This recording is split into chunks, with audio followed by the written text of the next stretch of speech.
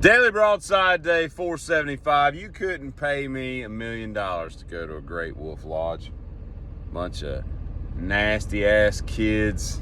You know how kids like don't know how to use a buffet without licking everything? Yeah, that's what I envision the Great Wolf Lodge being. Just a big licking buffet, you know what I mean? Just a bunch of nasty kids don't wash their hands frequently enough or at all.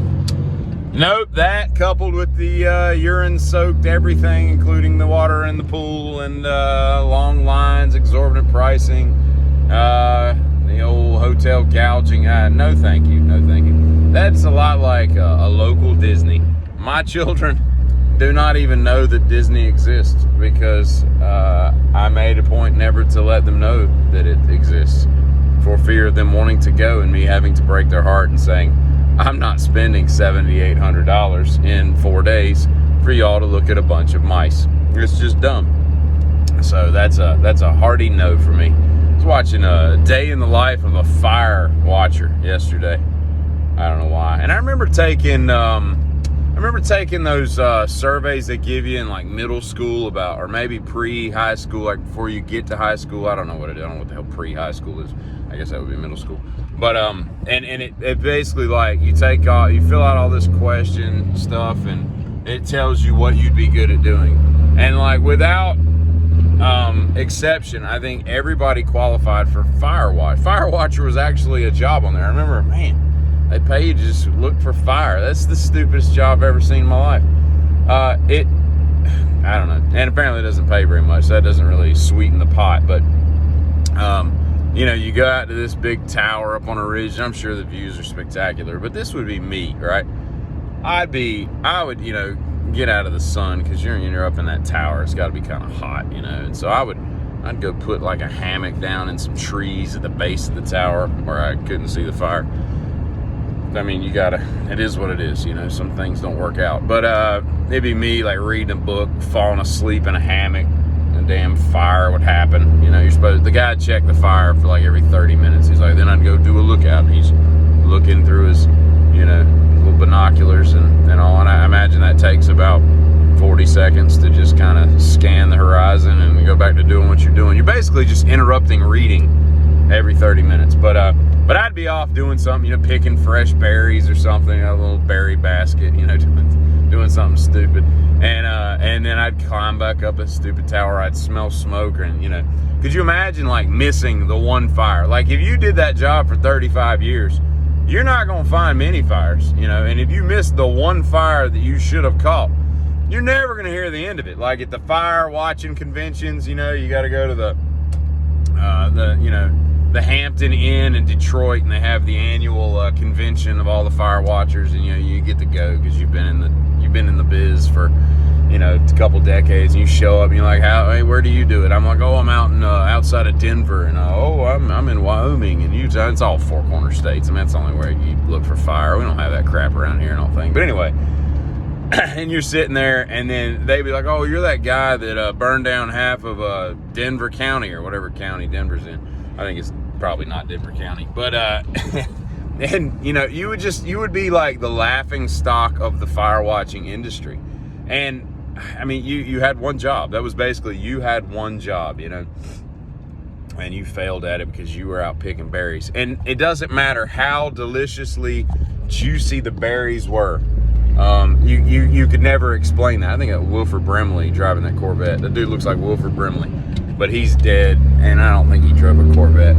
Diabetes in a C7. So where was I? So you know, you'd be like, but these berries were. And it's like, it doesn't matter, man. The code of the fire watcher has nothing to do, and it can't be stopped by delicious fresh berries. And you're like, eh. And I'll tell you another berry story. It was about Wednesday morning, Thursday morning, I can't remember which. I'm over at this lady's house, and I'm talking to her about some stuff, and you know, we're just having a good time and all. And her neighbor rolls up in this nice Kubota diesel side-by-side. I'm like, I hear you, 30 grand in a side-by-side or whatever. That's not Wilford Brimley, but damn if he couldn't win a Wilford Brimley contest, you know. He could be in Cocoon. What is it? I'm the Postmaster General, and by God, I get stuff done, or whatever that means. Clutch on the left there, Wilford. Come on. So I'm talking to this lady, and her neighbor rolls up in this nice Kubota, and I'm kind of eyeing her Kubota, and she's got one leg, she's got the mechanical leg, part of me wants to be like, why do you only have one leg? I'd love to hear the story. I don't know, was it cancer or was it war? She didn't look like she was in it. She looked like she'd be too old to have been an infantryman in any conflagration that this country has seen, and there are many, unfortunately. But so she comes up and she's got this whole Tupperware full of fresh blackberries, and I'm like, oh, those look really good. I was impressed. You know how like locally sourced food tastes better, but it never looks good because it's not grown with all those chemicals and things to make it all plump and good looking. And these blackberries looked phenomenal. I was like, man, that's better than what you would find at the best grocery store. And before I know it, she just hands me one, and I'm like, and I eat it, and it was it was awesome. One of the best blackberries I've ever had.